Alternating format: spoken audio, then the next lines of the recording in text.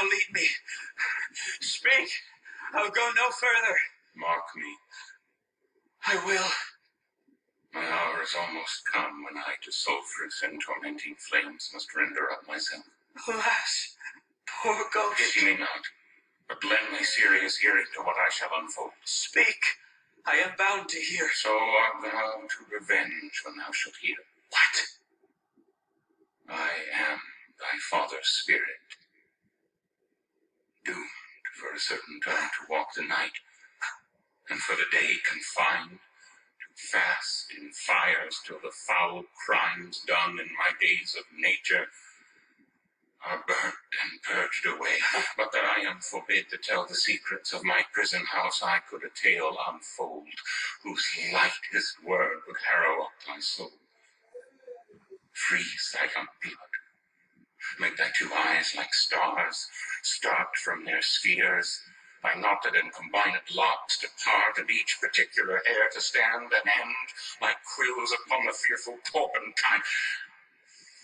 But this eternal blazon must not be to ears of flesh and blood. List, oh list, if thou didst ever thy dear father love. Oh God. Revenge is foul and most unnatural murder.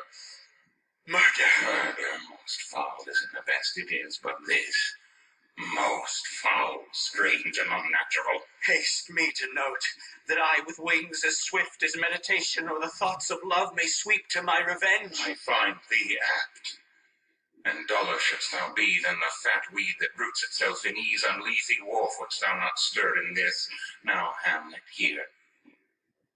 'Tis given out that sleeping in my orchard a serpent stung me. So the whole ear of Denmark is by a forged process of my death rankly abused. But no, noble youth, the serpent that did sting thy father's life now wears his crown. Oh, my prophetic soul, my uncle. Aye, that incestuous, that adulterate beast, with witchcraft of his wits, with traitorous gifts on. Wicked wit and gifts that have the power so to seduce one to his shameful lust, the will of my most seeming virtuous queen. What a falling off was there from me, whose love was of that dignity that it went hand in hand, even with the vow I made to her in marriage, and to decline upon a wretch whose natural gifts were poor to those of mine. But virtue, as it never will be moved, though lewdness corded in a shape of heaven, so lust, though to a radiant angel linked, will sate itself in a celestial bed and prey on garbage.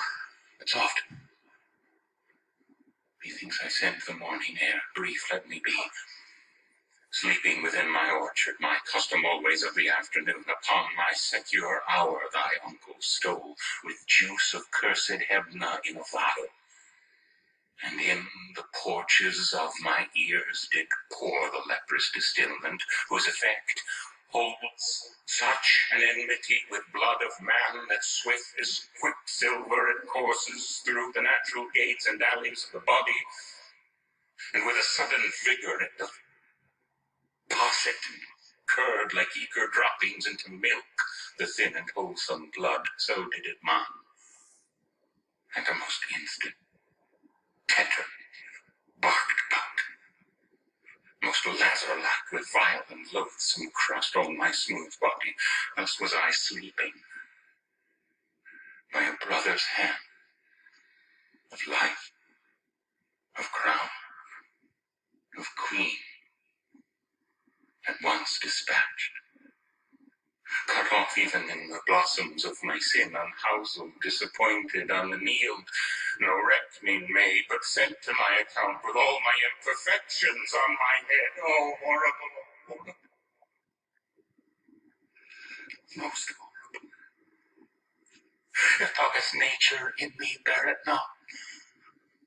Let not the royal bed of Denmark be a couch for luxury and damned incest. But howsoever thou pursues this act, take not thy mind, nor let thy soul contrive against thy mother aught, leave her to heaven. into those thorns that in her bosom lodge to prick and sting her. Fairly well at once the glowworm shows the matin to be near, and begins to pale his ineffectual fire. Adieu, adieu, adieu. Remember me. Oh, you hosts of heaven. Oh, earth. What else? And shall I couple hell? Oh, fine. Hold, hold my heart. And you, my sinews, grow not instant old, but bear me stiffly up. Remember thee. I, the poor ghost, whilst memory holds a seat in this distracted globe. Remember thee. Yea, from the table of my memory I'll wipe away all trivial, fond records, all saws of books, all forms, all pressures past, that youth and observation copied there, and thy commandment all alone shall live within the book and volume of my brain, unmixed with baser matter. Yes, by heaven! Oh, most pernicious woman! Oh, villain, villain, smiling, damned villain! My table's meet it is I set it down, that one may smile and be a villain. At least I am sure it may be so in Denmark. So, uncle, there you are. Now to my word. It is adieu, adieu. Remember me. I have sworn. My lord! My lord! Lord Hamlet! Heaven secure him! So be it. Hello! Ho, ho, my lord! Hello, ho, ho, boy! Come, bird, come! How is't, my noble lord? What news, my lord? Oh, wonderful. Good, my lord, tell it. No, you will reveal it. Not I, my lord, by heaven, no lie, my lord. How say you then? What heart of man once thinketh? But you'll be secret? By heaven, my lord. There's never a villain dwelling in all Denmark, but he's an arrant knave. There needs no ghost, my lord, come from the grave to tell us this. Why, right. You are in the right. And so, without more circumstance at all, I hold it fit that we shake hands and part. You, as your business and desire shall point you, for every man hath business and desire, such as it is. And for my own poor part, I will go pray. These are but wild and whirling words, my lord. I am sorry they offend you heartily. Yes, faith, heartily. There's no offense, my lord. Yes, by St. Patrick, but there is, Horatio, and much offense too. Touching this vision here, it is an honest ghost, that let me tell you. For your desire to know what is between us, or master it as you may. And now, good friends, as you are friends, scholars, and soldiers, give me one poor request. What is't, my lord? We will. Never make known what you have seen tonight. My lord, we will not. Nay, but swear it. In faith, my lord, not I. No, I, my lord, in faith. Upon my sword. You've sworn, my lord, already. Indeed, upon my sword, indeed. Ha ha! Boy, say'st thou so? Art thou there, true penny? Come on, you hear this fellow in the cellarage. Consent to swear. Propose the oath, my lord. Never to speak of this that you have seen. Swear by my sword. Swear. Hic et ubique. Then we'll shift our ground. Come hither, gentlemen, and lay your hands again upon my sword. Swear by my sword, never to speak of this that you have heard. Swear by his sword. Well said, old mole. Canst work in the earth so fast? A worthy pioneer. Once more remove, good friends. Oh, day and night, but this is wondrous strange. And therefore, as a stranger, give it welcome.